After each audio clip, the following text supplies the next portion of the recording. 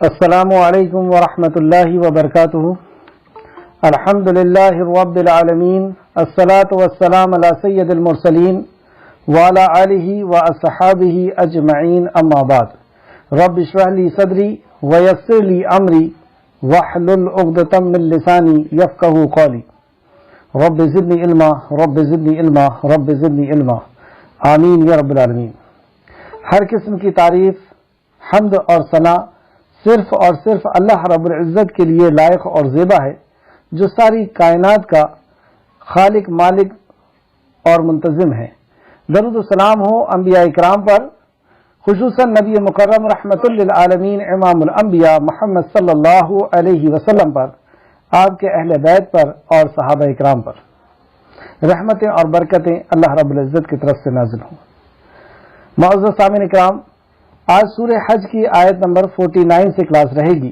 اللہ رب العزت سے دعا ہے کہ اللہ رب العزت ہمیں صحیح معنوں میں قرآن مقدس کو سمجھنے، اس پہ تدبر کرنے، اس پر ایمان لانے اور عمل کی بنیاد پہ لوگوں تک پہنچانے کی توفیق اور رفیق عطا فرمائے، آمین یا رب العالمین۔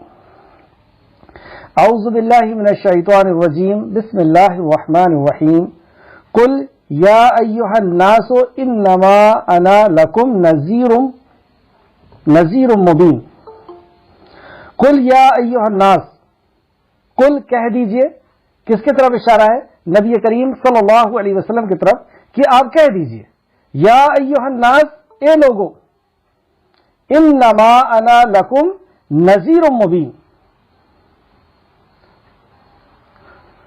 میں تو بس تمہیں حکم کھلا ڈرانے والا بنا کر کے بھیجا گیا ہوں۔ پچھلی کلاس میں ہم نے دیکھا کہ مشرکین مکہ کا یہ مطالبہ تھا کہ آپ تو ہمارے اوپر عذاب لے آؤ، تو اس آیت میں بتایا گیا، اور اس آیت کو ہم دو پہلوؤں سے سمجھیں گے۔ ایک پہلو میں تو یہ بتایا گیا، یا یہ بات اس کے نتائج کے اندر آتی ہے کہ عذاب لانا نہیں لانا یہ اللہ کے اختیار کی بات ہے، یعنی آپ صلی اللہ علیہ وسلم اللہ کے بندے ہیں، مختار کل نہیں ہے، مختار کل خالق کائنات ہے۔ اور دوسری بات اس آیت سے یہ پتہ چل رہی ہے، دوسرا پہلو اس کا یہ ہے کہ یہ کلام صرف مسلمانوں کے لیے نہیں آیا، بلکہ ساری انسانیت کے لیے آیا ہے۔ یہ کلام عالموں کے ہی لیے نہیں آیا ہے، یہ کلام یہودی، نصرانی، مجوسی اور عالم اور غیر عالم ہر کسی کی طرف آیا۔ ہاں، یہ بات الگ ہے کہ جو جتنا زیادہ علم والا ہوگا وہ اس کلام سے اتنا زیادہ فائدہ اٹھائے گا، لیکن جو جس لیول کا بھی علم والا ہوگا وہ اس اپنے علم کے مطابق اس قرآن سے فائدہ اٹھائے گا۔ جیسے سمندر کے اندر غوطہ لگانے والا، جو جتنا اچھا غوطہ لگانے والا ہے، جتنا اچھا علم کا جاننے والا ہوتا ہے غوطے کا، وہ اتنے زیادہ ہیرے اور موتی نکالتا ہے، لیکن جو جتنا اس کے اندر غوطہ لگاتا ہے یا جتنا اس کے اندر ڈوبتا ہے وہ اتنا فائدہ اٹھاتا ہے۔ اب آیت کو سماعت فرمائیں اس دونوں پہلوؤں کو سامنے رکھ کر کے۔ قل یا ایھا الناس، اے نبی مکرم، ناس سے یعنی لوگوں سے کہہ دیجئے، یا ایھا الذین آمنوا نہیں کہا اللہ نے، اور نہ ہی یا ایھا الذین مسلم کہا، یہاں پہ ساری انسانیت کو اللہ رب العزت نے خطاب کیا۔ تو یہ صرف مسلمانوں کی کتاب نہیں، ساری انسانیت کے لیے آئی ہوئی کتاب ہے۔ جیسے اللہ رب العزت کی جب ہوا چلتی ہے تو سب کے لیے چلتی ہے، جب اس کا سورج نکلتا ہے تو سب کے لیے، اس کی بارش ہوتی ہے تو سب کے لیے ہوتی ہے، اسی طریقے سے یہ قرآن ساری انسانیت کے لیے ہدایت بنا کر کے بھیجا۔ شہر رمضان الذی انزل فیہ القرآن ھدی للناس، یہ لوگوں کے لیے ہدایت ہے، یہ سب کی ساری انسانیت کے لیے اللہ رب العزت نے بھیجا ہے۔ تو کیا یہ صرف مکہ اور مدینہ والوں کے لیے بھیجا گیا تھا، یا قیامت تک آنے والوں کے لیے بھیجا گیا؟ اس دور کی انسانیت کے لیے بھیجا گیا تھا یا قیامت تک آنے والی انسانیت کے لیے بھیجا گیا تھا؟ تو یہ ساری انسانیت کے لیے، جتنی بھی آدم ذات قیامت تک پیدا ہوں گے، ان سب کے لیے روح ہدایت اور روح زندگی، نسخہ کیمیا خالق کائنات کی طرف سے نازل کیا گیا۔ قل یا ایھا الناس، آپ ناس سے کہہ دیجئے، لوگوں سے کہہ دیجئے کہ میں تو بس تمہیں کھلم کھلا ڈرانے والا ہوں، اور دوسری جگہ بھی اللہ نے فرمایا کہ نبی مکرم آپ کا کام پیغام پہنچا دینا ہے، حساب لینا ہمارا کام ہے۔ دوسری جگہ فرمایا کہ اللہ نے آپ کو داروغہ بنا کر کے نہیں بھیجا ہے۔ پتہ یہ چلا کہ اگر اس ڈرانے کو کوئی قبول نہیں کرتا ہے تو نبی کریم صلی اللہ علیہ وسلم اسے عذاب نہیں دینے والے، اسے ختم نہیں کرنے والے ہیں، اسے کوئی سزا یا کوئی نعمت نہیں دیں گے۔ یہ سارے اختیارات مختار کل صرف اور صرف اللہ ہے۔ نبی مکرم صلی اللہ علیہ وسلم کی ذمہ داری اللہ نے بتا دی ہے کہ آپ کہہ دیجئے میرا کام تو صرف ڈرانا ہے، پیغام کو پہنچا دینا ہے۔ یہ دو پہلو۔ تیسرا، انجام سے ڈرانے والے سے کیا مراد ہے؟ انجام کس چیز کا انجام؟ دنیا کی سکون اور اطمینان کا انجام اور آخرت کے سکون اور اطمینان کا انجام۔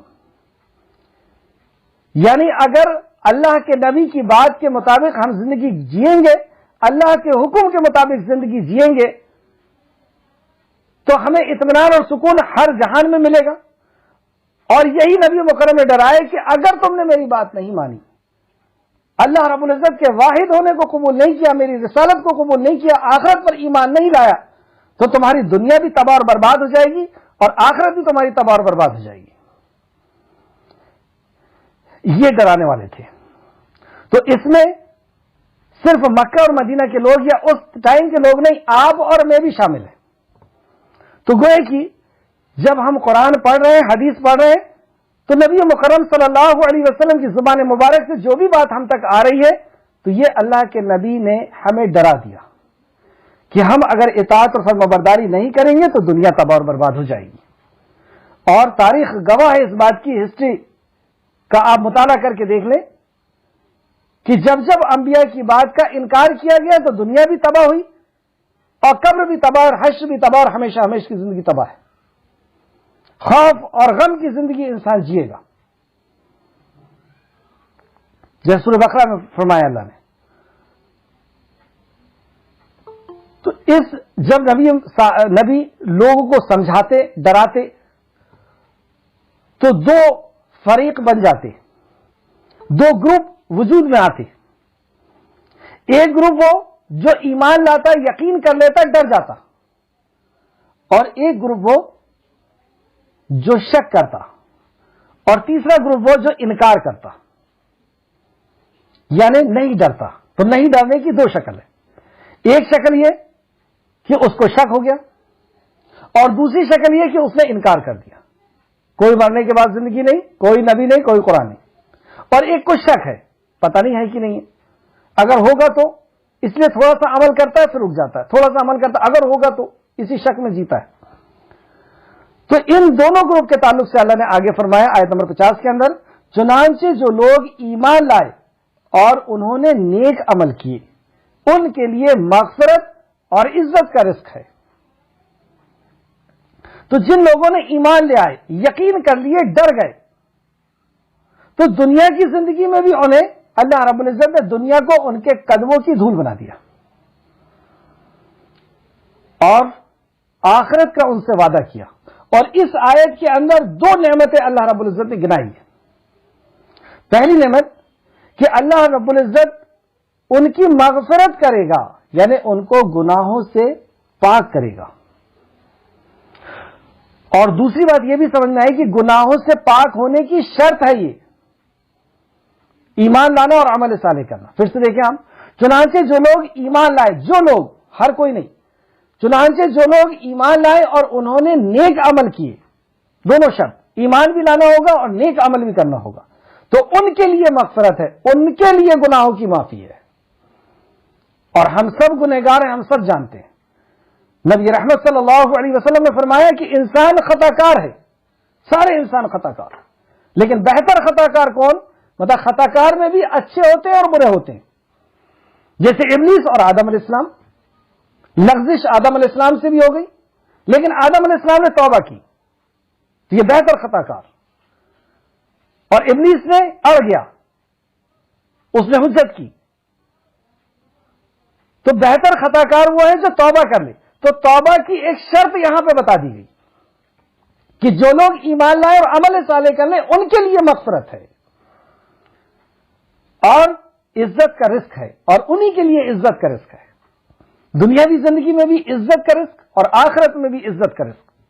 دنیاوی زندگی میں، یہاں پہ تو آخرت کی بات ہو رہی ہے، لیکن دنیاوی زندگی میں بھی عزت کے رزق کے تعلق سے ہم پچھلے ٹائم کئی آیتیں پڑھ چکے ہیں. اور ہر بار جب جب نبی آئے ہیں تو انہوں نے یہی کہا کہ توحید کو قبول کر لو، ایک رب کو قبول کر لو. اللہ رب العزت دنیا کے اندر بھی تمہیں عزت کا رزق عطا کرے گا، پاکیزہ رزق عطا کرے گا، اور مرنے کے بعد بھی عطا کرے گا. نبی مکرم صلی اللہ علیہ وسلم نے فرمایا قولوا لا الہ الا اللہ تفلحوا، کہہ دو اللہ ایک ہے، کامیاب ہو جاؤ گے. لوگوں نے پوچھا کیسی کامیابی؟ کہا عرب اور عجم کی حکومت تمہارے قدموں میں ہوگی. تو دنیا بھی اللہ نے وعدہ کیا کہ عطا کرے گا اور آخرت بھی عطا کرے گا. تو ان کے لیے مغفرت ہے اور عزت کا رزق ہے. اب دوسرا پہلو، دوسرا گروپ جنہوں نے کفر کیا ہے یا انکار کیا ہے، کفر کیا ہے یا شک کیا ہے، منافقت اختیار کی ہے، تو یہ دونوں گروپ کا تعلق آیت نمبر 51 میں اللہ فرماتا ہے اور جن لوگوں نے ہماری آیت میں عاجز کرنے کی کوشش کی، یعنی آیت سے لوگوں کو روکنے کی کوشش کی، تو وہی دوزخی ہیں. اولئک اصحاب الجحیم، جحیم کہتے ہیں ایسی سخت آگ کو جو تیز اور جلانے والی ہو، جحیم کہتے ہیں اس کو. تو یہ کس کے لیے ہے؟ اور جن لوگوں نے ہماری آیت میں عاجز کرنے کی کوشش کی، آیت سے عاجز کرنے کی کوشش کی، آیت میں عاجز کرنے کی کوشش کی، یعنی آیت سے لوگوں کو روکنے کی کوشش کی.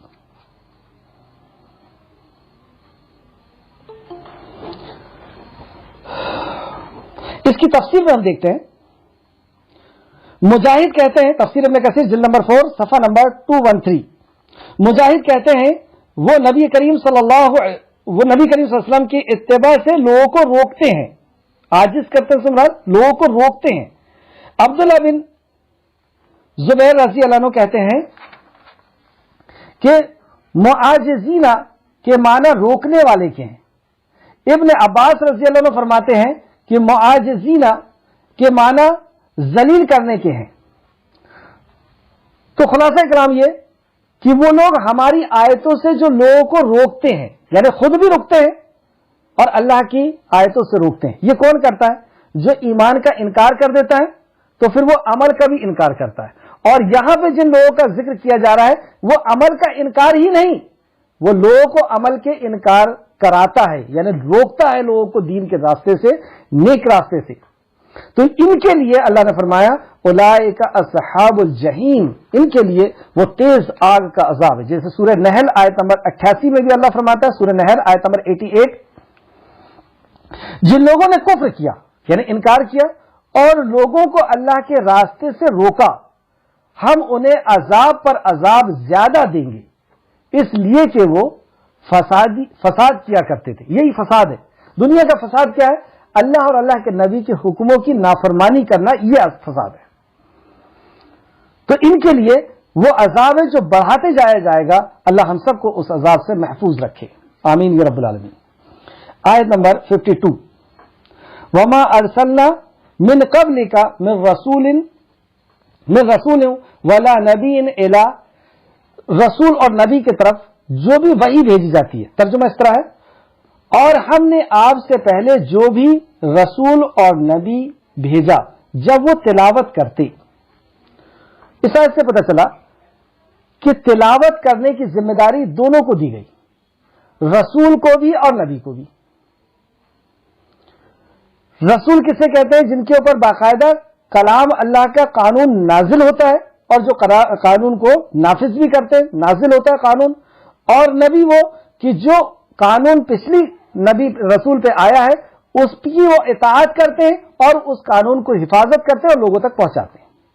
تو رسول کم ہوئے ہیں، جیسے 313 یا 300 کے آس پاس رسول ہوئے ہیں، اور نبی بہت سارے ہوئے ہیں، 1.25 لاکھ کے آس پاس، یا جو بھی اس کی مجھے صحیح تعداد نہیں معلوم ہے حوالے کے ساتھ. تو یہاں فرمایا اور ہم نے آپ سے پہلے جو بھی رسول اور نبی بھیجا جب وہ تلاوت کرتے. تلاوت سے کیا مراد ہے؟ ہم یہ سمجھتے ہیں کہ اکیلے بیٹھ کر کے پڑھ لینا یہ تلاوت ہے، لیکن یہاں پر تلاوت کیا معنی دے رہی ہے؟ اور وہاں پر بھی جو سورہ آل عمران میں ہم پڑھ کر کے آئے یتلو علیہم آیاتہ ویزکیہم ویعلمہم الکتاب والحکمہ وان کانوا من قبل لفی ضلال مبین. یتلو علیہ میری آیتیں تم پر تلاوت کرتا ہے، تمہارا تزکیہ کرتا ہے، تمہیں دانائی اور حکمت کی باتیں سکھاتا ہے، اس کے پہلے کہ تم کھلی ہوئی گمراہی میں تھے. تو گویا کہ قرآن کا با آواز سمجھاتے ہوئے سمجھتے ہوئے پڑھنا اسے تلاوت کہتے ہیں. جبھی تو تلاوت کا حق ادا ہوگا. تو جب بھی وہ تلاوت کرتے ہیں تو شیطان ان کی تلاوت میں اپنے طرف سے کچھ چیز ڈال دیتا ہے، پھر اللہ ان کی اسے زائل کر دیتا ہے جو شیطان نے ڈالا ہوتا ہے، پھر اللہ اپنی بات کو محکم کر دیتا ہے، اور اللہ خوب جاننے والا اور خوب حکمت والا ہے. یہ آیت کو بھی دیکھیں ہم کہ تفسیر کا جاننا کتنا ضروری ہے. یعنی نبی مکرم صلی اللہ علیہ وسلم نے اس آیت کو یا ہر آیت کو کس طریقے سے سمجھایا، اس کو سلف کی روشنی میں، صحابہ اکرام کی روشنی میں، تفسیر کی روشنی میں اس کا جاننا کتنا ضروری ہے. اگر ہم اس کو ظاہری طور پر ایسے پڑھتے ہیں کہ جو بھی نبی آئے ہیں جب وہ تلاوت کرتے ہیں تو اس تلاوت میں شیطان ملا دیتا ہے، تو نعوذ باللہ استغفر اللہ، کیا اس کا یہ مطلب ہے کہ جتنی بھی وحی آئی ہے اس میں شیطان کا بھی عمل دخل ہے؟ نعوذ باللہ استغفر اللہ، ایسا بالکل نہیں. تو یہاں پہ داخل کر دیتا ہے، اپنے طرف سے کوئی بات ڈال دیتا ہے، اس کی کیا مراد ہے؟ تو اس کے تعلق سے میں آپ کو بخاری شریف کی ایک حدیث بتاؤں گا جس سے ساری بات کلیئر ہو جائے گی. اور ویسے بھی اگر اس آیت میں آیت نمبر 52 اور 53 دونوں کو اگر دیکھیں گے 52 اور 53 میں تو بات ویسے ہی واضح ہو جاتی ہے. غور سے سماعت فرمائیں. آیت نمبر 53، تاکہ جو وسوسہ شیطان نے ڈالا ہے اللہ اس کو ان لوگوں کے لیے فتنہ بنا دیتا ہے، یعنی آزمائش بنا دیتا ہے جن لوگوں کے دلوں میں بیماری ہے اور ان کے دل سخت ہیں، اور بے شک ظالم تو دور کی مخالفت میں ہے. یہ بھی قرآن کا ایک بہت بڑا معجزہ ہے کہ جو بھی شخص قرآن کو پڑھتا ہے تو کچھ لوگ ہیں جن کے دل کے اندر بیماری ہوتی ہے، یعنی نفاق اور کفر کی بیماری ہوتی ہے، شرک کی بیماری ہوتی ہے، تو اس کے لیے قرآن آزمائش بن جاتا ہے، اور شیطان جو وسوسہ کرتا ہے وہ شیطان کا وسوسہ ان کے لیے آزمائش بن جاتا ہے اور وہ بکھر جاتے ہیں.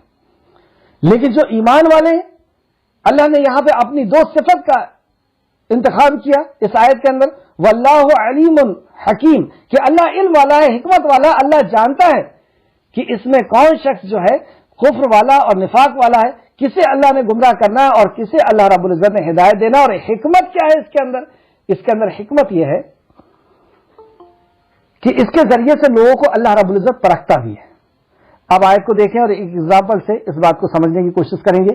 اور ہم نے آپ سے پہلے جو بھی رسول اور نبی بھیجا وہ تلاوت کرتے تو شیطان ان کی تلاوت میں اپنے طرف سے کچھ ڈال دیتا. جب انبیاء کوئی پیغام دے رہے ہیں تو وہ پیغام کے اندر نہیں ملاتا. یہ نہیں آیت کیا ہے کہ نبی وہ بات پہنچا دیتے، یعنی نبی کے پاس جو وحی آتی اس کے اندر وہ پیور رہتی اور وہ پیور کی پیور لوگوں تک پہنچا دیتے. بعد میں شیطان ان کے دل میں وسوسہ کرتا.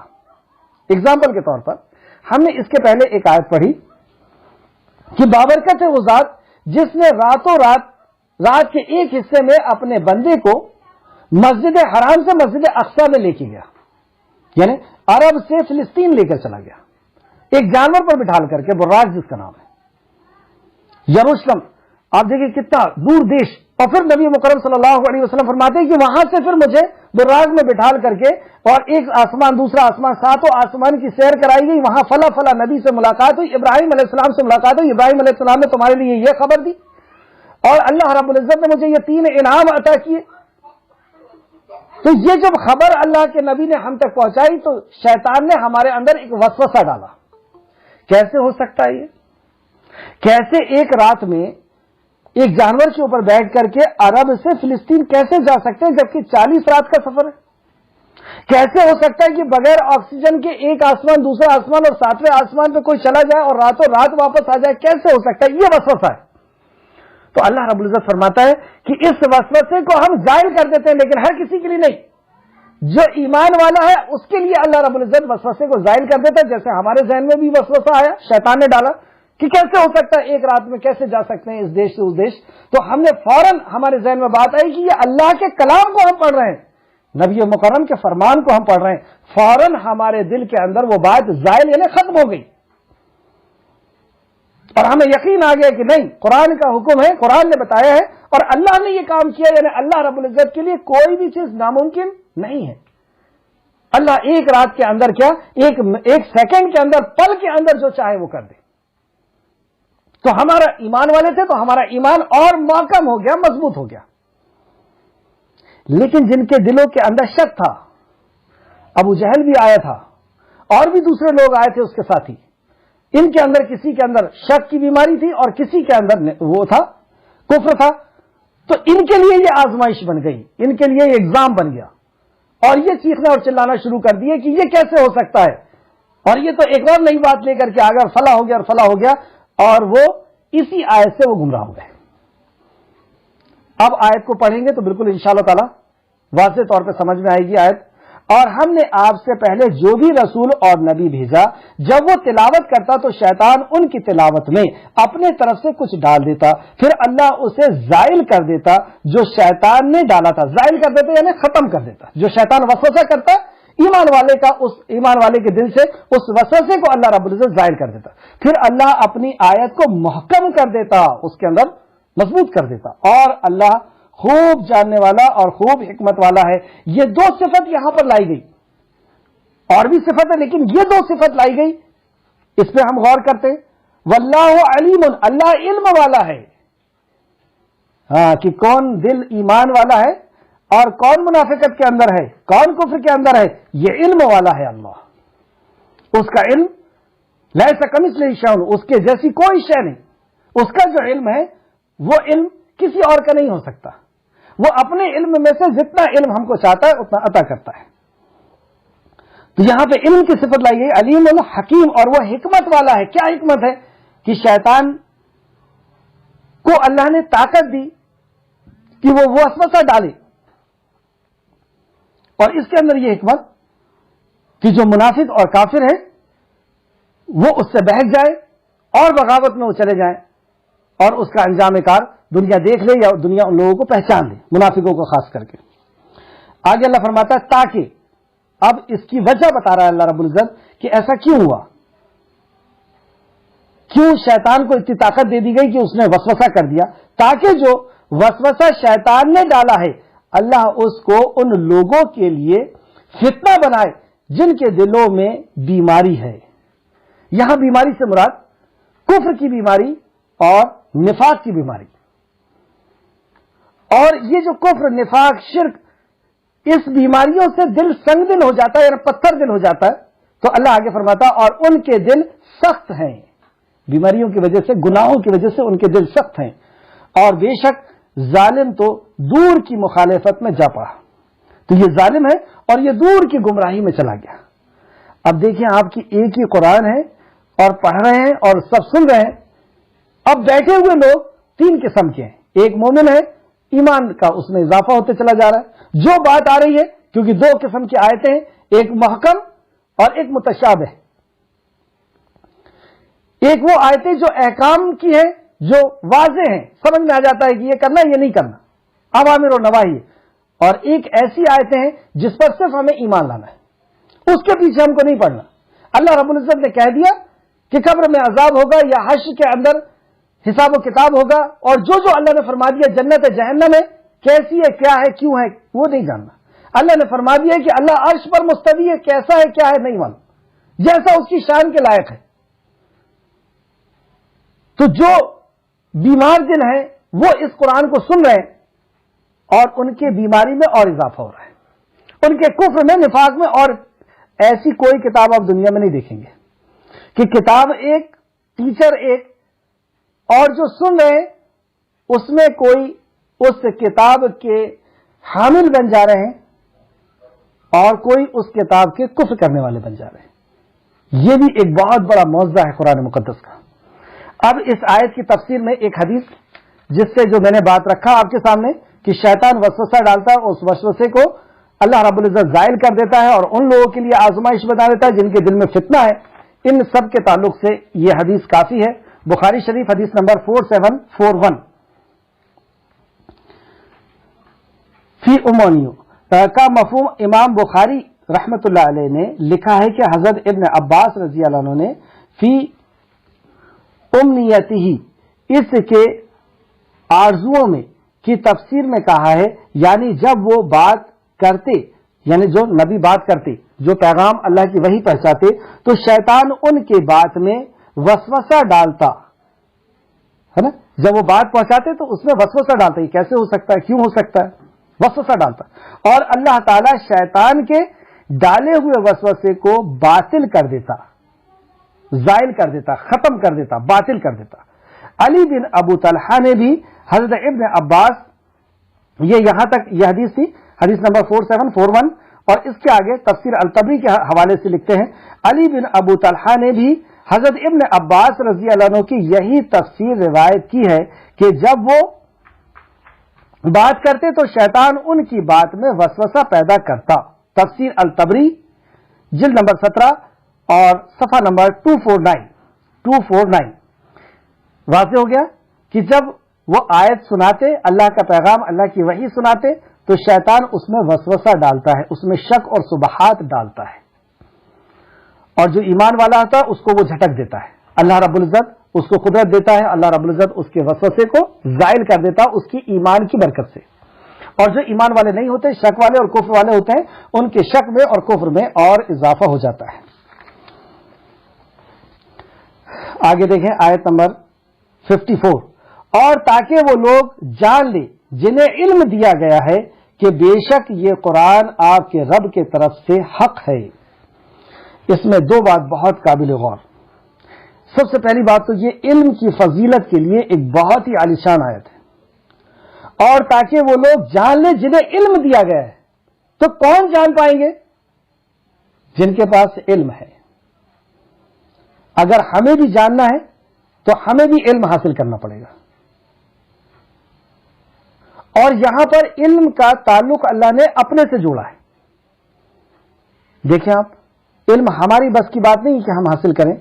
اللہ نے کہا کہ اللہ جسے عطا کرے، اور تاکہ وہ لوگ جان لیں جنہیں علم دیا گیا. یہ اللہ کی عطا، اللہ نے جسے دیا ہے.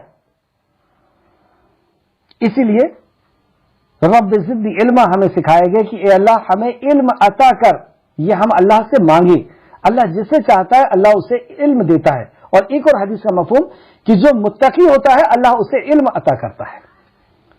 اور ایک اور مطلب یہ کہ یہ علم تو ہے قرآن اور حدیث، تو ہمیں چاہیے کہ ہم اس کو حاصل کرنے کی جدوجہد کریں، کوشش کریں. جیسے رزق کے تعلق سے ہم رزق مانگتے بھی ہیں اور اسے اٹھا کر کے چبا کے کھاتے بھی ہیں، یعنی محنت بھی کرتے ہیں اور مانگتے بھی ہیں. تو دونوں سے مل کر کے ہمیں رزق ملا، کھانے کی کوئی چیز ملی. اسی طریقے سے ہم دعا بھی کریں گے کہ اللہ رب العزت کو علم دے، اور علم حاصل کرنے کی کوشش اور جدوجہد بھی کریں گے جیسے صحابہ کرام نے کیا، جیسے تابعین اور تبع تابعین نے کیا. تو علم کا تعلق اب دیکھیں آپ، علم کتنی بڑی فضیلت ہے اس آیت کے اندر. اور تاکہ وہ لوگ جان لیں جنہیں علم دیا گیا ہے کہ بے شک یہ قرآن آپ کے رب کے طرف سے ہے. کتنی بڑی بات ہے کہ ہم اسی وقت جان سکتے ہیں یہ قرآن اللہ کی طرف سے جب ہمارے پاس علم ہوگا. اور اگر ہمارے پاس علم نہیں تو ہمارے دل کے اندر یہ یقین اور یہ جاننا نہیں ہو سکتا کہ یہ اللہ کا کلام ہے. تو اللہ کا کلام ہے، اس بات کو جاننے کے لیے ہمیں علم حاصل کرنا پڑے گا. اللہ رب العزت سے دعا ہے کہ اللہ رب العزت ہمیں علم حاصل کرنے کی توفیق دے. علم کسے کہتے ہیں یہ بھی ہم سورہ بقرہ میں پڑھ کر کے آ چکے ہیں کہ اللہ رب العزت نے فرمایا وَهُمْ أُمِّيُّونَ لَا يَعْلَمُونَ الْكِتَابَ. وَهُمْ أُمِّيُّونَ، وہ امی ہے، امی ہے یعنی ان پڑھ ہے. لا یعلمون الکتاب، جو کتاب کا علم نہیں رکھتا. اب ایک شخص ڈاکٹر ہے، انجینئر ہے، فلاں ہے، تو وہ اس کے فیلڈ کا نالج ہے، وہ عالم نہیں کہلائے گا، وہ علم والا نہیں کہلائے گا. علم والا وہ کہلائے گا جس کو زندگی جینے کے طریقے کا علم ہے، اور زندگی جینے کا طریقہ واحد وحی الہی میں ہے. تو اللہ رب العزت نے فرمایا کہ وہ لا علم ہے، امی ہے، امیون لا یعلمون الکتاب، جو کتاب کا علم یعنی قرآن کا علم نہیں رکھتا وہ امی ہے۔ تو اللہ رب العزت ہمیں علم عطا فرمائے، اور علم کے ذریعے سے ہی ہمیں پتہ چلے گا، یقین ہوگا کہ یہ کلام اللہ رب العزت کا کلام ہے۔ پھر سے آپ دیکھیں، اور تاکہ وہ لوگ جان لیں جنہیں علم دیا گیا ہے کہ بے شک یہ قرآن آپ کے رب کی طرف سے حق ہے۔ یہ بہت بڑی نعمت ہوگی کہ جس دن ہمارے دل دماغ میں یہ بات حق ہو جائے گی، یقین ہو جائے گا کہ یہ اللہ کی طرف سے، پھر ہماری زندگی کا انداز ہی بدل جائے گا، ہمارے جینے کا انداز ہی بدل جائے گا جس دن یہ دل دماغ کے اندر بیٹھ گیا اور یہ علم سے حاصل ہوگا۔ آگے چنانچہ وہ اس پر ایمان لائے، سبحان اللہ۔ جب علم آ جائے گا تو علم کیا چیز لے کر کے آئے گا؟ نمبر 2، چنانچہ وہ اس پر ایمان لائیں گے۔ جب علم آئے گا تو اس پر ایمان آئے گا، تو پتہ یہ چلا کہ علم ایمان کو لے کر کے آتا ہے، یقین کو لے کر کے آتا ہے۔ اگزامپل کے طور پر آپ ایک ہال میں بیٹھے ہوئے اور میں کہوں کہ آپ کے پیچھے ایک صندوق ہے، ایک باکس ہے اور اس میں سانپ ہے۔ کچھ لوگ یقین کر لیں گے اور بھاگ جائیں گے، اور کچھ لوگ یقین نہیں کریں گے، شک میں آئیں گے۔ تو یہ شک ایک بیماری ہے، یہ کیسے ختم ہوگی؟ کہ آپ اٹھیں اور اس باکس میں جا کر کے دیکھ لیں، یعنی علم حاصل کر لیں، تو آپ کو پتا چل جائے گا ہاں سانپ ہے، یا نہیں ہوگا تو نہیں پتا چلے گا، نہیں ہے۔ اب آپ کے اندر کیا آ گیا؟ یقین آ گیا، ایمان آ گیا۔ یقین آستھا، اسی کو ایمان کہتے ہیں۔ تو جب علم آئے گا تو یقین آئے گا۔ جب علم آئے گا کہ اللہ کیسا رازق ہے، کیسا خالق ہے، کیسا مالک ہے، کیسا حی ہے، کیسا قیوم ہے، کیسا رفیق ہے، کیسا علیم ہے، کیسا رازق ہے، کیسا رحمان ہے، کیسا رحیم ہے، کیسا غفور ہے، کیسا ستار ہے، کیسا وہاب ہے، جب اس کا یقین علم آتا چلا جائے گا تو یقین کو لے کر کے آئے گا، ایمان کو لے کر کے آئے گا۔ اور جب ایمان آئے گا تو پھر تیسری بات، پھر ان کے دل اس حق کے لیے جھک جاتے ہیں، سبحان اللہ۔ پھر تیسری چیز آئے گی کہ اس یقین کے لیے، اس ایمان کے لیے ان کے دل جھک جاتے ہیں، یعنی اب وہ اطاعت پر آ گیا۔ علم آیا، ایمان آیا، اب اطاعت آ گئی۔ اس کے دل، پھر ان کے دل اس کے حق کے لیے جھک جاتے ہیں، اس حق کے لیے جو حق آیا ہے اللہ کی طرف سے اس کے لیے جھک جاتے ہیں، مطیع ہو جاتے ہیں، فرمانبردار ہو جاتے ہیں۔ پوری نظر آپ لوگ قرآن کے اوپر رکھیں تو ہی آپ کو فائدہ ہو سکتا ہے، ورنہ اگر ایسی چلتے پھرتے سن رہے ہیں تو کچھ سمجھ میں نہیں آنا ہے۔ آیت کے ایک ایک ٹکڑے کو ہم کس طریقے سے سمجھ رہے ہیں اس کو ہم دیکھیں۔ تو پھر ان کے دل اس حق کے لیے جھک جاتے ہیں، اور پھر اس کے بعد کیا ہوتا ہے؟ پھر اللہ کیا عطا کرتا ہے؟ جب ایک بندہ علم حاصل کرتا ہے اور پھر ایمان آ جاتا ہے اور پھر اس کا دل جھک جاتا ہے، یعنی مطیع اور فرمانبردار ہو جاتا ہے، سمعنا و اطعنا والا ہو جاتا ہے، تو پھر اللہ اسے عطا کرتا ہے۔ اور بے شک اللہ ایمان لانے والے لوگوں کو ضرور صراط مستقیم کی طرف ہدایت عطا کرتا ہے۔ یہ دنیا کی سب سے بڑی نعمت، یہ انعام اللہ رب العزت انہیں دیتا ہے۔ پھر سے دیکھیں، اور بے شک اللہ ایمان لانے والے لوگوں کو ضرور صراط مستقیم کی ہدایت دے گا۔ یہ ہدایت ہم نماز کے اندر ہر نماز میں مانگتے ہیں، اور کب مانگتے ہیں؟ یہ اللہ رب العزت نے سکھایا کہ تم اس کو مانگنے کے حقدار اس وقت ہوگے جب اپنی پیدائش کے مقصد کو پورا کر چکے ہوگے۔ جب بندہ کہتا ہے ایاک نعبد و ایاک نستعین، کہ میں تیری ہی عبادت کرتا ہوں، تجھی سے مدد چاہتا ہوں، یہ عبادت ہماری پیدائش کا مقصد ہے۔ جب وہ اپنے مقصد کو پورا کر کے اس کا اعلان کرتا ہے اپنے خالق کے سامنے، تو مسلم شریف کی حدیث نبی مکرم فرماتے ہیں کہ اللہ رب العزت اس کے جواب میں کہتا ہے کہ یہ میرے اور میرے بندے کے درمیان ہے، اب میرا بندہ جو مانگے گا اسے عطا کیا جائے گا۔ کیا مانگ سکتا ہے بندہ؟ تو اللہ نے سکھایا یہ مانگ لے، یہ سب سے قیمتی چیز ہے۔ خالق کائنات سے مانگ رہا ہے جس کی شان یہ ہے کہ کن فیکون کہہ کر کے دنیا کو بنا دے اور مٹا دے، اس سے مانگ رہا ہے، یہ قیمتی چیز مانگ۔ تو اللہ سکھاتا مانگ اہدنا الصراط المستقیم صراط الذین انعمت علیہم، اللہ ہدایت عطا کر دے۔ تو یہ ہدایت کس سے ملتی ہے؟ یہ ہدایت، پھر سے آیت کو دیکھیں آپ، جو لوگ علم حاصل کرتے ہیں، علم کے بعد ایمان آتا ہے، پھر وہ جھک جاتے ہیں یا مطیع اور فرمانبردار ہو جاتے ہیں، تو اللہ رب العزت انہیں ہدایت دیتا ہے صراط مستقیم کی۔ اور ہدایت اپنے آپ میں ایک ایک جامع لفظ ہے جس کو ہمیں عربی میں ہی سمجھنا ہوگا. ہدایت یعنی دل کو اللہ رب العزت کی حکم پر جھکا دینا، جو اللہ ہی کے اختیار کی بات ہے. جیسے صرف ایک ایگزامپل سے میں سمجھانے کی کوشش کرتا ہوں.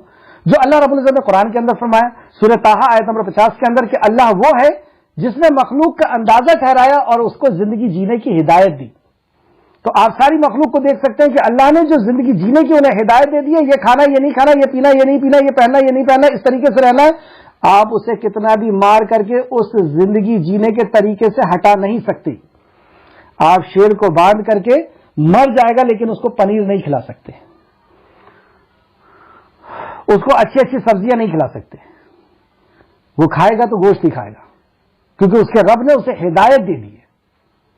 یہ ہے وہ ہدایت کی. جب یہ ہدایت مل جائے گی تو قرآن و حدیث پر عمل کرنے کے لیے اگر ہمارے جسم سے کھال بھی اتار دی جائے، اسکن بھی اتار دی جائے، تو ہم پلٹنے والے نہیں. یہ ہے وہ ہدایت. جب صحابہ کی زندگی کو آپ پڑھیں تو پتہ چلے گا کہ ہدایت یہ ہوتی ہے کہ کوئی بھی پریشانی، کوئی بھی مصیبت آ جائے، اللہ کا جو حکم ہے، اللہ کے نبی کا جو حکم ہے وہ ٹل نہیں سکتا. دنیا ادھر سے ادھر ہو جائے، یہ ہے وہ ہدایت. اللہ ہم سب کو ہدایت عطا فرمائے. آمین یا رب العالمین. ہدایت 3 معنوں میں قرآن کے اندر بیان کی گئی ہے، جو سورہ بقرہ کی ابتدائی آیتوں میں اور بیچ میں بھی بتایا گیا ہے. اس تفسیر میں، اس آیت کی تفسیر میں جو ہے ایک آیت بھر اور آپ سماعت فرمائیں، جو سورہ حامیم سجدہ سورہ نمبر 41 آیت نمبر 42 میں اللہ فرماتا ہے بے شک اس کے پاس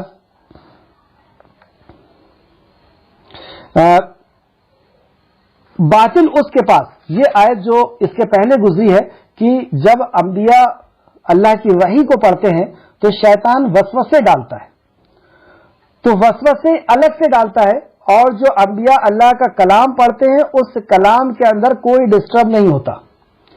اللہ کا جو کلام آسمان سے آیا ہے محفوظ انداز میں آیا ہے، اور امانت دار فرشتے اس کو لے کر کے آئے جبرائیل علیہ السلام، اس کے اندر کوئی شیطان نے داخل نہیں کر سکتا. جب وہ وحی ہم پڑھتے ہیں تو وسوسہ کرتا ہے. اس کی دلیل میں یہ آیت ہے، وہاں پر آپ اس کو نوٹ کریے گا. سورہ حامیم سجدہ آیت نمبر 42. باطل یعنی جھوٹ، وہی شیطان کا وسوسہ، شیطان کی باتیں. باطل اس کے پاس پھٹک بھی نہیں سکتا. جو اللہ کی وحی ہے اس کے اندر کوئی غلط چیز داخل نہیں کر سکتا. اور دنیا اس بات کو سے حیران بھی ہے کہ مسلمانوں کے کئی فرقے ہو گئے لیکن قرآن سب کے پاس ایک جیسا ہے. یعنی باطل نے اس کے اندر کوئی چیز نئی داخل نہیں کی، نہ ایک آیت تو بہت دور کی بات ہے، قرآن کا ایک لفظ، ایک زبر اور زیر بھی بدل نہیں سکتا. تو اللہ فرماتا ہے باطل اور اس کی حفاظت کی ذمہ داری تو خود اللہ نے لی ہوئی ہے. نحن نزلنا الذکر وإنا له لحافظون. تو اس آیت میں بھی اسی طرح فرمایا کہ باطل اس کے پاس پھٹک بھی نہیں سکتا، اس کے آگے سے اور نہ اس کے پیچھے سے. یہ بڑی دانا، قابل تعریف ہستی یعنی اللہ کے اتاری ہوئی کتاب ہے. اس اللہ رب العزت کی طرف سے اتاری ہوئی یہ کتاب ہے. باطل اس کے اندر داخل نہیں ہو سکتا، جھوٹ اس کے اندر، شک اس کے اندر داخل نہیں ہو سکتا. اسٹارٹ میں ہی اللہ نے فرمایا الف لام میم ذالک الکتاب لا ریب، اس کے اندر ریب نہیں، اس کے اندر شک نہیں، ساری کی ساری اللہ کی طرف سے اور ساری کی ساری سچی ہے. تو باطل اس کے اندر سے نہ دائیں نہ بائیں، نہ آگے نہ پیچھے، کہیں سے داخل نہیں ہو سکتا. اور اللہ نے تو یہ بھی فرما دیا کہ نہ ہم نزلنا ذکر، کہ ہم نے اس ذکر کو نازل کیا ہے، وَإِنَّ لَهُ لَحَافِظُونَ، اور ہم ہی اس کی حفاظت کرنے والے ہیں. تو اس سے بھی، اس آیت کی روشنی میں بھی آپ کو یہ بات جو ہے واضح طور پہ سمجھ میں آ گئی ہوگی انشاءاللہ. طرف آیت نمبر 52 اور 53. آیت نمبر 55. اور کافر اس قرآن کے بابت ہمیشہ شک میں رہیں گے، اور کافر اس کے بابت ہمیشہ شک میں رہیں گے. اس سے مراد قرآن ہے. یہاں یہ پتہ چلا کہ جو قرآن پر شک کرتا ہے وہ منافق تو ہے بھی، لیکن اس آیت کی روح سے وہ کافر بھی ہے. جس نے قرآن پر شک کیا گویا کہ وہ کافر ہے کہ یہ اللہ کا کلام ہے یا نہیں ہے. آیت کو پھر سے دیکھیں آپ. اور کافر اس قرآن کے بابت ہمیشہ شک میں رہتے ہیں, ہمیشہ. لیکن کب تک؟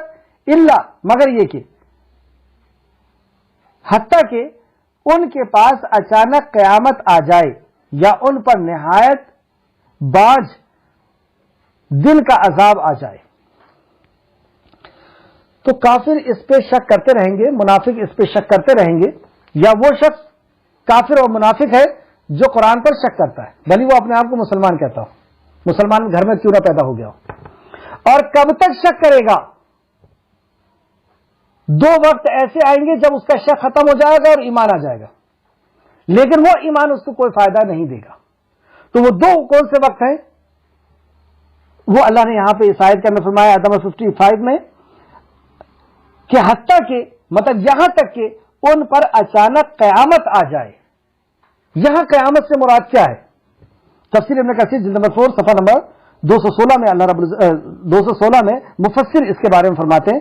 مجاہد کہتے ہیں کہ اس کے یعنی بغتتن کے معنی اچانک کے ہیں.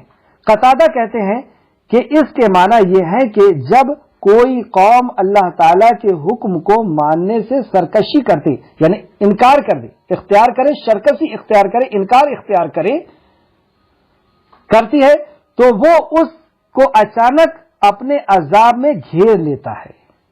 اور اللہ تعالی نے ہر قوم کو اس وقت پکڑتا ہے جب وہ نشے میں مدہوش ہو کر اور نعمتوں کی وجہ سے غرور میں آ جاتے ہیں. نشہ یعنی اپنے دولت کا نشہ ہے. نشہ ہر کس چیز کا ہوتا ہے, علم کا بھی انسان کو نشہ چڑھ جاتا ہے, کئی بار دولت کا نشہ چڑھ جاتا ہے, کئی بار خوبصورتی کا نشہ چڑھ جاتا ہے, کئی بار اپنے خاندان اور قبیلوں کا نشہ چڑھ جاتا ہے.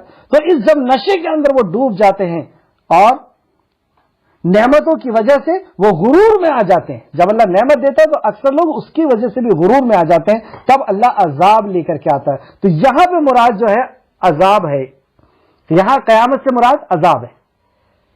پھر سے آئے دیکھیں, جو کافر اس قرآن کے بابت ہمیشہ شک میں رہتے ہیں, حتیٰ کہ یہاں تک, کب تک وہ شک میں رہیں گے؟ یہاں تک کہ ان پر اچانک قیامت آ جائے, یعنی عذاب آ جائے. یہاں قیامت سے مراد اس تفسیر کے مطابق, تفسیر ابن کثیر, عذاب آ جائے.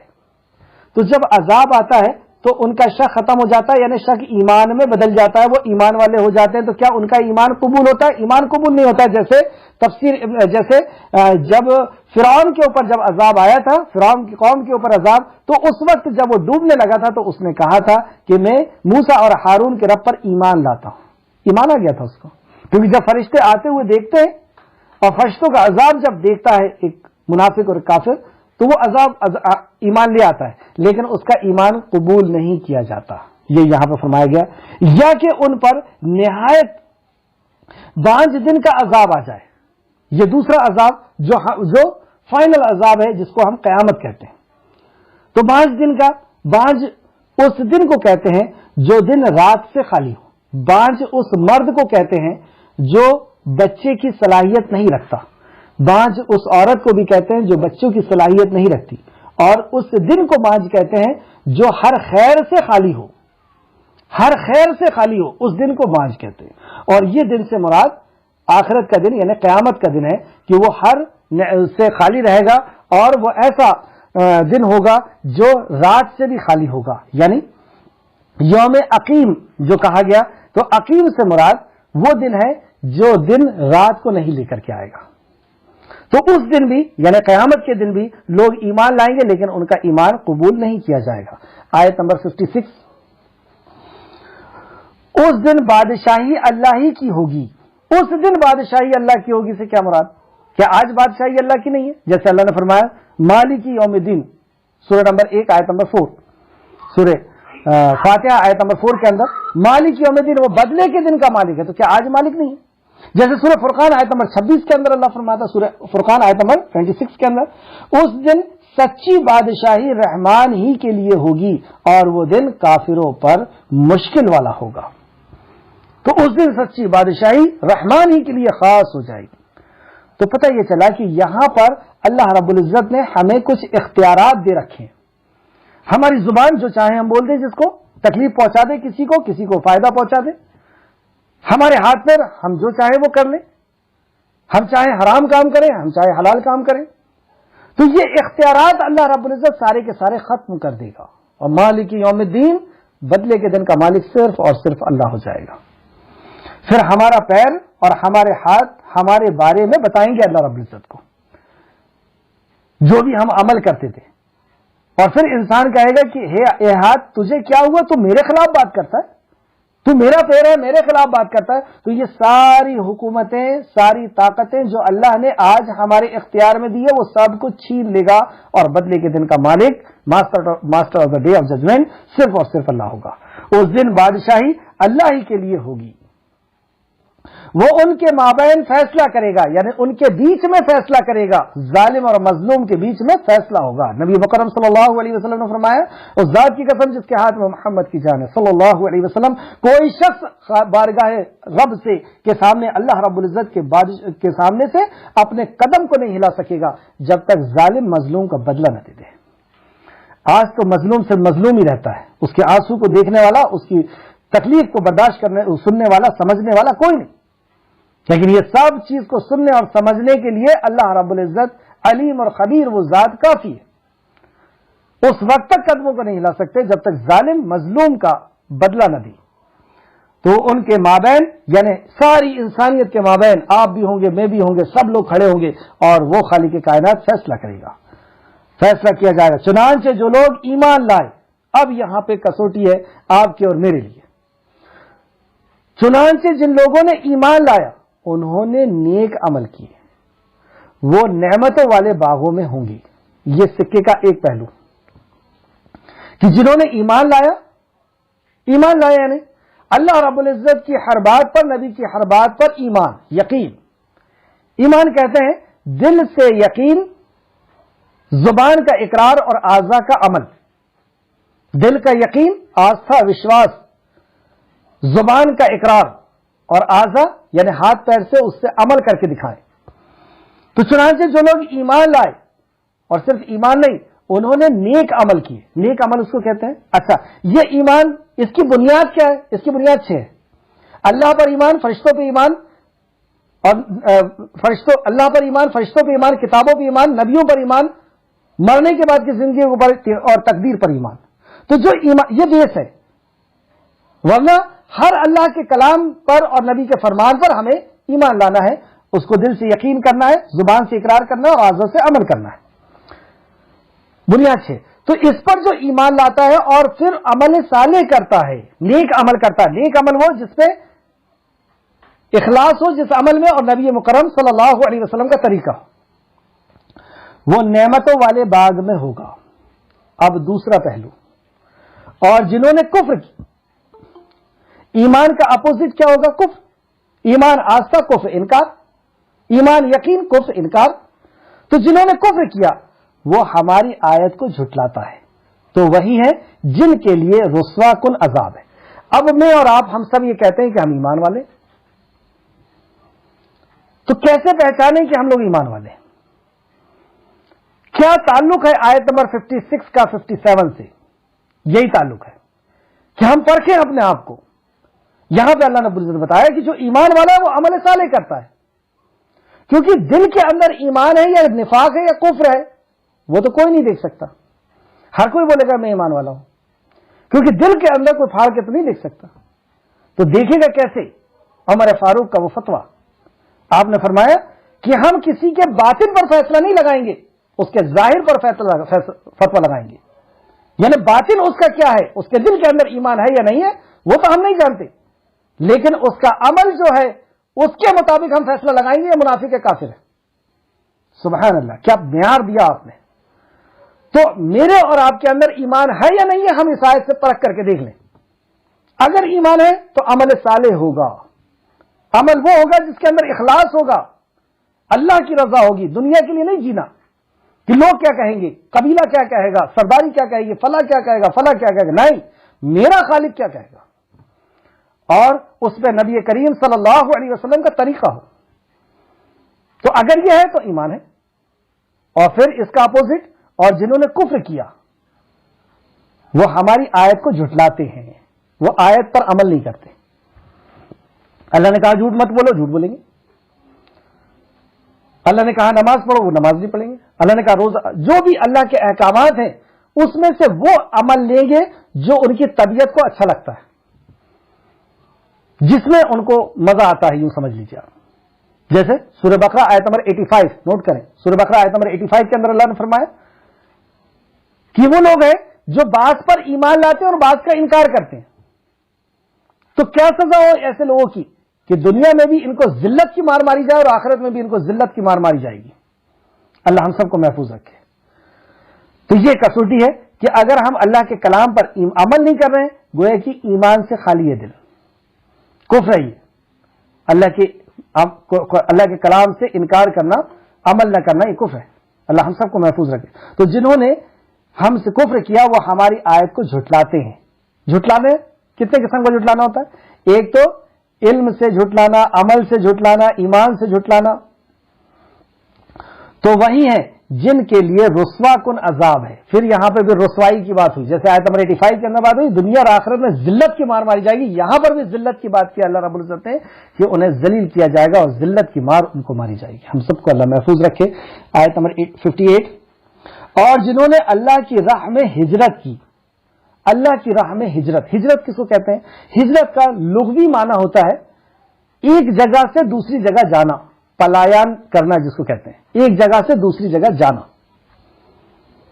اور یہ ایک جگہ سے دوسری جگہ جانا یہ لغوی معنی، لیکن اصطلاحی معنی کیا ہے؟ اصطلاحی یعنی دین کے اندر اس کی میننگ کیا ہے؟ دین کے اندر، اصل تو دین کے اندر میننگ ہے، کیونکہ ہم دین کی بات کر رہے ہیں تو دین میں میننگ چاہیے ہم کو۔ جیسے سیام، روزہ، سیام کا مطلب ہوتا ہے رک جانا، تو کیا روزے کا مطلب رک جانا ہے؟ نہیں۔ جب ہم روزہ بولتے ہیں تو ہم اصطلاحی معنی میں لیتے ہیں، اصطلاحی معنی میں سیام کا مطلب، روزے کا مطلب ہوتا ہے ان خاص مقررہ وقت میں ان چیزوں سے رک جانا جس چیزوں سے قرآن حدیث نے روکا ہے، اللہ اور اللہ کے نبی نے روکا ہے، یہ روزہ ہوتا ہے۔ تو اصطلاحی معنی ہجرت کا کیا ہے؟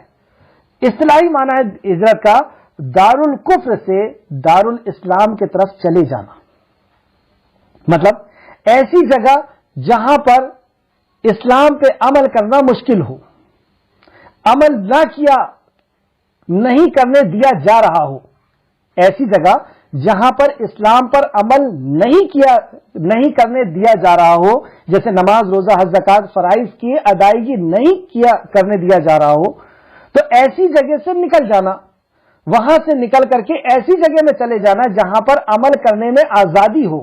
جیسے مکہ کے اندر لوگ وہاں سے ہجرت کر کے مدینہ جاتے تھے کیونکہ مدینہ دارالاسلام تھا، وہاں پہ لوگ عمل کر سکتے تھے، یا اس دیشوں میں جاتے تھے جیسے یثرب کی طرف، جیسے عیسائی بادشاہوں کی طرف، تو وہ لوگ جہاں پہ جس دیش میں عمل کیا جا سکتا ہے اس دیش میں چلا جانا، اس کو ہجرت کہتے ہیں۔ ایسی جگہ میں چلے جانا جہاں پہ عمل کی آزادی ہو، یعنی کوئی ایسے گھر میں رہتا ہے جہاں پہ نماز، روزہ، حج، زکات نہیں کر سکتا، شریعت کی پابندی نہیں کر سکتا، شریعت کے مطابق نہیں رہ سکتا، اپنے بچوں کو نہیں رکھ سکتا، اس گھر سے چھوڑ کر کے نکل جانا یہ ہجرت ہے۔ اور ایسی جگہ میں چلے جانا جہاں پر عمل کرنے کی آزادی ہو، پتہ یہ چلا کہ وہاں سے نکل کر پھر دوسری جگہ میں گیا، وہاں پر بھی عمل کی آزادی نہیں، تو یہ بھی ہجرت نہیں ہوگی۔ ایسی جگہ میں جانا، اللہ کی زمین وسیع ہے اور وہاں جانا اور وہاں پہ عمل کی آزادی ہو، تو یہ شخص کتنا قیمتی ہے وہ اس آیت کے اندر بتایا گیا۔ یہ ہجرت کرنے والا، کیونکہ اس نے اللہ کی رضا کے لیے ہجرت کیا۔ ایک تو ہجرت یہ ہوتی ہے کہ آدمی علم حاصل کرنے کے لیے ایک دیش سے دوسری دیش، ایک جگہ سے دوسری جگہ جائے، تو وہ علم حاصل کرنے کی نیت سے جا رہا ہے، یہ ہجرت نہیں ہوگی۔ ایک شخص پیسے کمانے کے لیے ایک دیش سے دوسرے دیش جا رہا ہے، ایک شخص وہ ہے جو کسی عورت سے نکاح کرنے کے لیے جا رہا ہے یا عورت کسی مرد سے نکاح کرنے کے لیے نکل رہی ہے، تو یہ ہجرت نہیں ہوگی۔ یہاں پہ فرمایا اور جنہوں نے اللہ کی راہ میں ہجرت کی، اللہ کے لیے ہجرت کیا۔ سبحان اللہ، آپ غور کریں کہ کوئی شخص اللہ کے لیے ہجرت کرے تو اللہ رب العزت اسے کیا عطا کرے گا۔ سنیے اب آپ، پھر وہ ہجرت کرے، پھر وہ قتل کیا گیا، اگر وہ ہجرت کرتا اور قتل کر دیا گیا، کیونکہ ہجرت کرنا آسان نہیں ہوتا تھا اس زمانے میں۔ لوگ جب ہجرت کرتے تھے مکہ سے، جب نکلتے تھے تو نکلنے نہیں دیتے تھے مشرکین مکہ، انہیں چھینتے تھے اور کہتے تھے یہ دولت ہمارے ہاں سے کمائے ہو، یہ لڑکی ہمارے ہاں کی ہے، یہ بچہ ہمارے ہاں کا، اس کو دیو، فلا کرو فلا کرو۔ تو لوگ چھپتے چھپاتے ہجرت کرتے تھے، اور اس حالت میں اگر وہ پکڑے گئے اور مار دیے گئے یا وہ جہاد میں شریک ہوئے اور وہ ان کو شہید کر دیا گیا، تو یہاں پہ یہ دونوں مراد ہے. پھر وہ قتل کر دیے گئے یا مر گئے یعنی اپنی ہی موت مر گئے. دونوں چیز آ رہی ہے یہاں پہ، ایک شہید اور وہ اپنی ہی موت مر گئے یا مر گئے، تو اللہ ضرور انہیں اچھا رزق دے گا. اللہ نے وعدہ کر دیا ایسے لوگوں سے جنت کا. تو ہمیں کوئی اگر ایسا شخص مل جائے جو مہاجر ہو، ہجرت کرنا یعنی ایک جگہ سے دوسری جگہ جانا، مہاجر اس کو کہتے ہیں جس نے ہجرت کیا.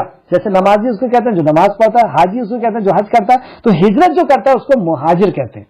تو مہاجر اگر ہمیں مل جائے تو ہمیں اس کی قدر کرنا چاہیے، کیونکہ اللہ رب العزت نے اس کے لیے وعدہ فرما دیا رزق کا، اور یہ جنت کا رزق ہے. تو اللہ ضرور انہیں اچھا رزق دے گا. تو یہ اللہ کے مقرب اور قیمتی لوگ ہیں، ان کے اوپر سے ہماری نظریں نہیں ہٹنا چاہیے. ایک اور ابھی وقت ختم ہو گیا، نہیں تو میں مہاجر کے تعلق سے اگر بتاتا تو ایک کلاس بھی ہمارے لیے کافی کم پڑتی. اتنے فضائل ہیں مہاجر کے لیے، کیونکہ وہ اللہ کے لیے نکلا، کسی عورت کے لیے نہیں نکلا، کسی دولت کے لیے نہیں، کسی شہرت کے لیے نہیں نکلا. بلا شبہ اللہ ہی سب سے بہتر رزق دینے والا ہے. اس کی آیت میں، اس کے تعلق سے آیت نمبر سورہ نساء آیت نمبر 100 میں دیکھیں آپ، سورہ نساء آیت نمبر 100. اور جو شخص اللہ اور اس کے رسول کے طرف ہجرت کرے، یعنی قرآن و حدیث کی طرف ہجرت کرنے کی خاطر اپنے گھر سے نکل جائے، پھر اس کو موت آ پکڑے تو اس کا ثواب اللہ کے ذمے ثابت ہو گیا. دیکھیے موت تو ہر کسی کو آنا ہے، کون بچا ہے؟ لیکن یہ شخص جو مہاجر ہے، اگر اس کو موت آ گئی، اور موت تو آنا ہی، آج نہیں آئے گی، 2 سال بعد، 10 سال بعد، 50 سال بعد تو موت آئے گی. لیکن اس نے ہجرت کیا تھا کبھی نہ کبھی، اور اب وہ مرا 50 سال بعد، 10 سال بعد، تو اللہ رب العزت نے کیا فرما دیا کہ آپ کے رب کے پاس اس کا اجر جو ہے وہ محفوظ کر دیا گیا. تو یہ تو آخرت کی بات ہو گئی. قرآن میں دوسری جگہ بھی اللہ نے فرمایا کہ مہاجر کے لیے اللہ نے برکت لکھ دی ہے. برکت لکھ دی یعنی اس کی صحت میں بھی برکت ہوگی، اس کی عزت میں بھی برکت ہوگی، اور اس کے علم میں بھی برکت ہوگی، اس کے سکون و اطمینان میں بھی برکت ہوگی. ہر جگہ اللہ رب العزت اس کو برکت دے گا. تو ہمیں چاہیے کہ مہاجر کا ہم استقبال کریں، اور انصار اسی کو کہتے ہیں، اور انصار کی بڑی فضیلت ہے. ایک انصاری صحابی آئے، نبی مکرم نے اپنا صافہ کھول کر کے یا اپنی چادر کو کھول کر کے بچھا دیا اور کہا یہاں بیٹھیے، بتائیے آپ امام الانبیاء اور مہاجر کیسے؟ تو لوگوں نے دیکھا ایسا کیوں؟ تو کہا کہ انہوں نے دین کی مدد کی. تو انصار کس کو کہتے ہیں؟ جو مہاجر کی مدد کرے وہ انصار ہے. اور انصار کا بھی بہت بڑا اجر و ثواب ہے، بہت بڑا ان کے لیے بھی خیر و برکت کا وعدہ ہے، ان کے لیے بھی بہت ساری فضیلت ہے. لیکن بڑا فضیلت والا جو ہے وہ مہاجر ہے، اور اس کے بعد پھر انصار ہے. اللہ ہم سب کو مہاجر انصار میں شامل فرمائے. آیت نمبر 59. اور انہیں اس مقام پر ضرور داخل کرے گا جنہیں وہ پسند کرتے ہوں گے. مطلب یہ مہاجروں کو اللہ اس مقام پہ ضرور داخل کرے گا جس کو یہ پسند کرتے ہیں، یعنی جنت میں. اور بے شک اللہ بڑا جاننے والا اور خوب بردبار ہے. یہاں پہ بھی 2 صفت لی جائے گی، لعلیم حلیم. چلیے وقت ہو گیا، اس کو ہم بعد میں دیکھتے ہیں. لیکن اس صفت کے اوپر ضرور آپ غور کیجئے گا کہ یہاں پر یہ صفت لائی گئی ہے، کیا وجہ ہے؟ علیم ہے، اللہ علم والا ہے، اور حلیم بھی ہے، یعنی ترنت نہیں پکڑ کرتا. آیت نمبر 60. ذالکا، یہی ہے جو شخص بدلہ لے مثل اس کے جتنا اسے تکلیف دی گئی، یعنی قصاص. اگر کسی کو مارا گیا ہے، کسی کی آنکھ پھوڑی گئی تو وہ بھی آنکھ پھوڑ سکتا ہے، کسی کا ہاتھ توڑا گیا تو وہ بھی ہاتھ توڑ سکتا ہے گورنمنٹ کی موجودگی میں. یہ قصاص ہوتا ہے. پھر اگر اس پر زیادتی کی جائے تو اللہ ضرور اسے مدد کرے گا. اگر اس پر زیادتی کی گئی ہے، ظلم کیا گیا ہے، تو اللہ اس کی ضرور مدد کرے گا. کس کی مدد کرے گا؟ مظلوم کی. تو مظلوم کی آہ سے کل کی کلاس میں بھی آئی تھی کہ مظلوم کی آہ سے ہمیں ہر حال میں بچنا ہے، مظلوم کی آہ سے دور رہنا ہے. اس کی دل سے اگر آہ نکل گئی، اس کو ہم نے تکلیف پہنچا دیا. مظلوم کون؟ جو ستایا گیا ہے، جو سماج سے، جو اپنے گھر سے، اپنے معاشرے سے ستایا گیا ہے، جس کا کوئی پرسان حال نہیں ہے، یہ مظلوم ہے. اور مظلوم کی آہ سے اللہ ہم سب کو محفوظ رکھے. یہ تباہ اور برباد کر دینے والی چیز ہے. بے شک اللہ بہت معاف کرنے والا اور نہایت مغفرت والا ہے. لعفو غفور. یہاں پہ بھی 2 صفت اللہ رب العزت نے لے کے آئے، اس پہ بھی آپ غور کریں کہ یہ 2 صفت کیوں آئی ہے. آگے دیکھتے ہیں آج کی کلاس کے آخر 2 آیت. یہ اس لیے کہ بے شک اللہ ہی رات کو دن میں داخل کرتا ہے اور دن کو رات میں داخل کرتا ہے. یہ بہت بڑی اللہ رب العزت کی نعمت ہے. اگر دن ہو رات نہ ہو، رات اور دن نہ ہو تو یہ زندگی کیسے چل پائے گی؟ یہ بہت بڑی اللہ رب العزت کے ہونے کی دلیل ہے. یہ وجود باری تعالیٰ کی دلائل ہے. اور بے شک اللہ خوب سننے والا اور بہت دیکھنے والا ہے. سمیع بصیر، یہاں پہ پھر 2 صفت آئی کہ اللہ سننے والا ہے اور بصیر دیکھنے والا ہے. اور صفت کے تعلق سے ہم جانتے ہیں کہ جو اللہ کی صفت ہے وہ کسی اور کی صفت نہیں ہو سکتی. اس میں تعطیل نہیں کر سکتے، اس میں تمثیل نہیں کر سکتے، اس میں کوئی بھی چیز اپنے طرف سے نہ نکال سکتے نہ داخل کر سکتے ہیں. جو آیا ہے ویسے ہی اس پہ ایمان لانا ہے. یہ اس لیے کہ بے شک اللہ ہی حق ہے اور بلا شبہ جسے وہ اللہ کے سوا پکارتے ہیں وہی باطل ہے اور بلا شبہ اللہ ہی بلند تر بہت بڑا ہے. اب آگے آخر میں توحید کی آیت، رکوع ختم ہو رہا ہے اور اللہ رب العزت نے یہ ساری باتیں بیان کرنے کے بعد اصل بات کی طرف ہمارا رخ کر رہا ہے. یہ اس لیے کہ بے شک اللہ ہی حق ہے، اسی کی عبادت حق ہے. وہی خالق ہے، وہی مالک ہے، وہی رازق ہے، وہی داتا ہے. اور بلا شبہ جسے وہ اللہ کے سوا پکارتے ہیں اپنی ضرورتوں کو پورا کر، پکارتے کیوں ہیں؟ اپنی ضرورتوں کو پورا کرنے کے لیے، اپنی حاجت کو دور کرنے کے لیے، اپنی ضرورت کو دور کرنے کے لیے اور اپنی مشکلوں کو دور کرنے کے لیے. تو جس کو بھی یہ اللہ کے سوا پکارتے ہیں، جس کو بھی، اس کے اندر سارے انسان آ گئے اور بہترین انسان بھی آ گئے اور ہر مخلوق آ گئی. تو جسے بھی یہ اللہ کے سوا پکارتے ہیں وہ باطل ہیں، مطلب وہ اللہ نہیں ہے، وہ دے نہیں سکتے، وہ حاجت روائی اور مشکل کشائی نہیں کر سکتے، وہ داتا نہیں ہو سکتے، وہ مختار کل نہیں ہو سکتے. اور بلا شبہ اللہ ہی بلندتر اور بہت بڑا ہے. هو العلیم الکبیر. پھر یہاں پہ 2 صفت آئی گئی. آخر آیت اس رکوع کی، کیا آپ نے نہیں دیکھا کہ اللہ نے آسمان سے پانی نازل کیا، پھر اس سے زمین سرسبز ہو جاتی ہے، مطلب زمین زندہ ہو جاتی ہے، وہ نکل پڑتی ہے. مردہ زمین زندہ ہو جاتی ہے بارش کے ہونے سے، اللہ کے حکم سے. بے شک اللہ نہایت باریک بین بہت باخبر ہے. لطیف خبیر. پھر یہاں پہ 2 صفت آئی اور اگر اس پہ غور کریں کہ یہ صفت اس آیت میں کیا ہمیں میسج دے رہا ہے، اللہ رب العزت کیوں صفت لائی گئی، تو واقعی قرآن کا جو ہے صحیح فہم ہم حاصل کر پائیں گے. اللہ رب العزت سے دعا ہے کہ اللہ رب العزت ہمیں قرآن مقدس میں خوب غور و فکر کرنے اور اس کے معنی و مطالب کو قرآن و حدیث کی روشنی میں سمجھنے، اس پہ ایمان لانے اور عمل کی بنیاد پہ عمل کے ساتھ لوگوں تک پہنچانے کی توفیق اور رفیق عطا فرمائے. جب تک ایک خالق مالک رازق ہم زندہ ہیں، ہمیں ایمان اور اخلاص کے ساتھ عمل صالح کے ساتھ زندہ رکھ، اور جب ہمارا خاتمہ ہو تو ایمان کے ساتھ ہمارا خاتمہ کر اور نیک اور صالح لوگوں کے ساتھ ہمارا شمار فرما دے. آمین یا رب العالمین. السلام علیکم ورحمۃ اللہ وبرکاتہ.